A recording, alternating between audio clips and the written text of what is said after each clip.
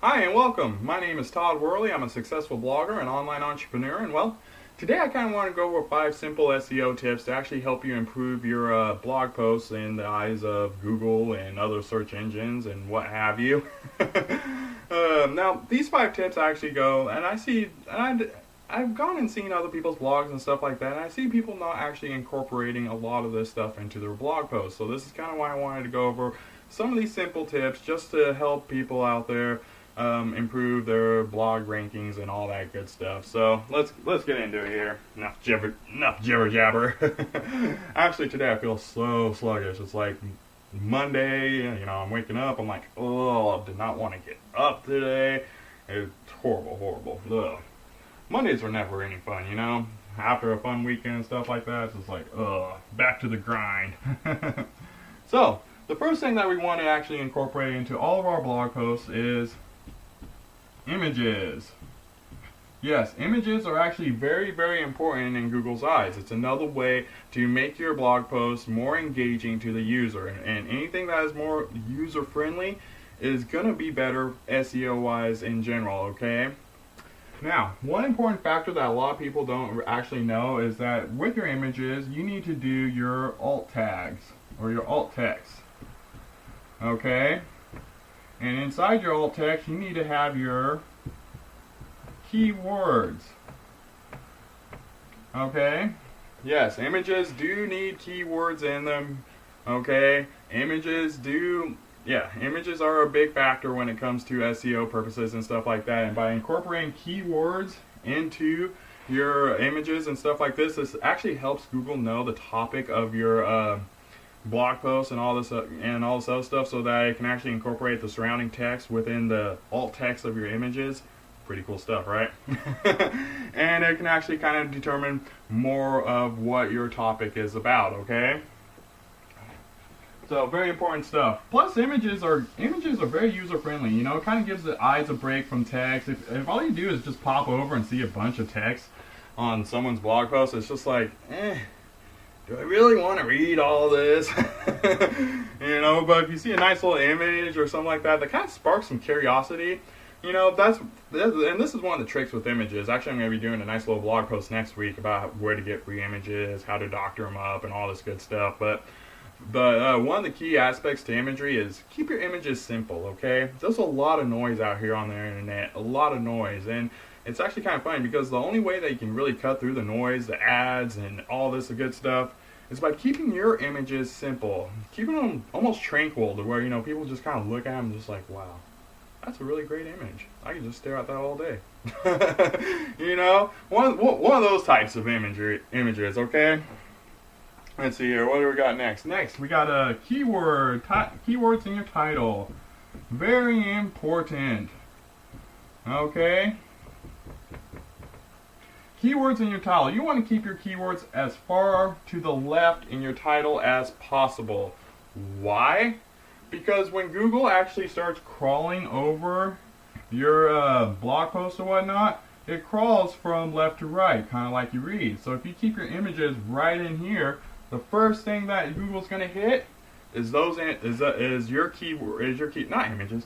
If you keep your keywords as far to the left as possible, the first thing that Google's actually going to hit is those keywords in your title, which is going to help Google determine what your blog post is about. Yeah, pretty cool stuff, right? Simple, easy. Now, the best way to do this, because I know sometimes it's kind of hard to keep your keywords to the left, but a great technique to do this is to actually use a pipe. A pipe in your title, okay? Great technique to actually help to keep your keywords over here, then the rest of your title over here. Now, do you gotta always do this for like every blog post and all that good stuff? No. But if you can, do it. It does help out, okay? Also, try and keep your title about 70 characters or under, okay? Now, is this a big factor in SEO and stuff like that? No, but it does help. Google does like to have the full title visible, and if there's a choice between, oh, well, here's a title that kind of falls off the horizon, as they like to call it, or a title that is actually fully presented on their search engines, they're probably going to go with a title that's more fully presented on their search engines, okay? It's just kind of how it is. So now, like I said, you don't have to do this all the time or anything like that, but just do it where you can, okay? If you can, if it makes sense, do it. Okay, let's get down here to number 3. Number 3, which is mobile optimization. You got to keep mobile in mind. Okay? Why? Because everybody's on a mobile device nowadays. Shoot, I think my grandma's even has a smartphone nowadays, you know? She might not know how to work it, but she has a smartphone. Everybody's on the internet nowadays, and actually, here in the past 2 years, we're actually more on the internet on a mobile device than we are on our computers and laptops. This is why mobile optimization is so important. Over half of our nation is on a smartphone and stuff like this, looking at the internet.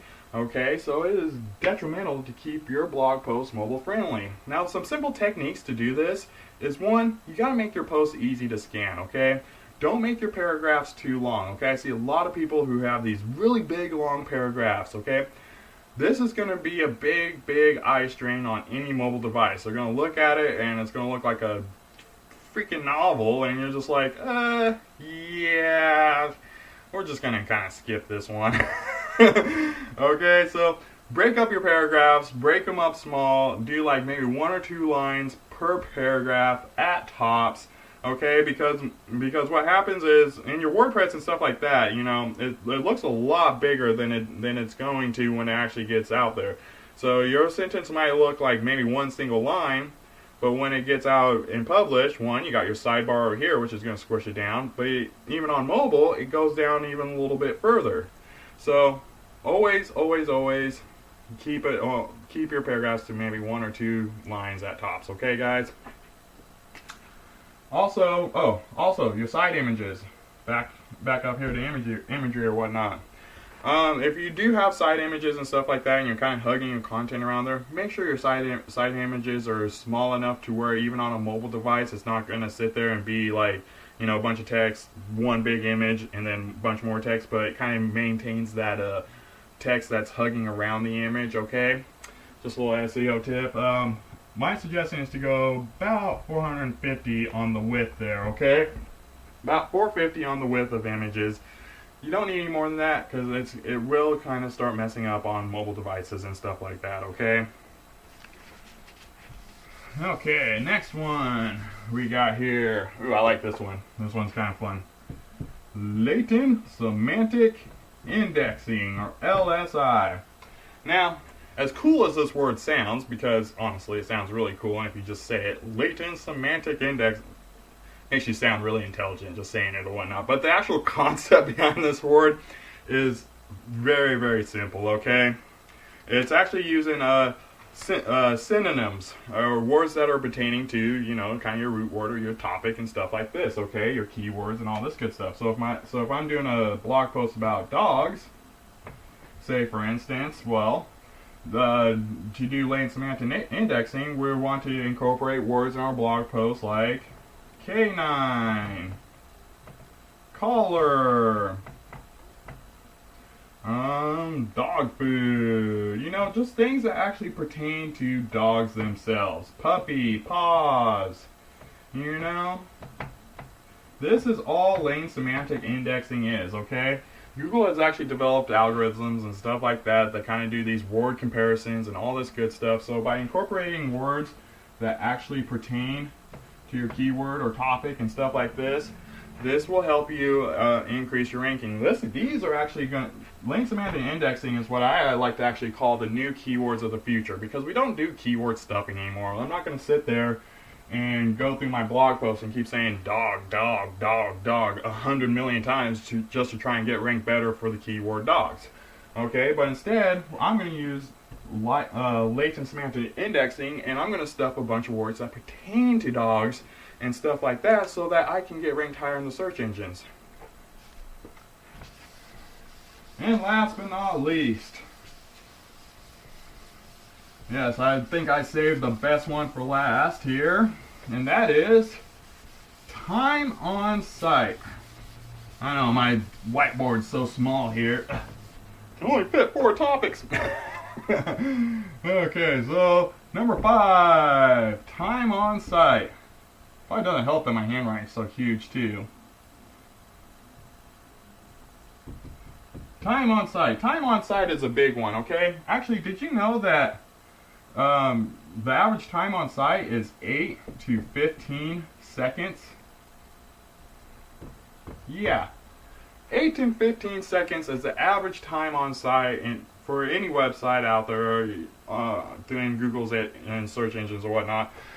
This probably actually came more because there's a bunch of beginner bloggers and stuff like this. There's millions and millions of websites, and of course a lot of people don't know how to actually keep engagement with their audience and stuff like that. So they end up producing a higher bounce rate, and stuff like that, and people just end up leaving and all that good stuff. So 8 to 15 seconds.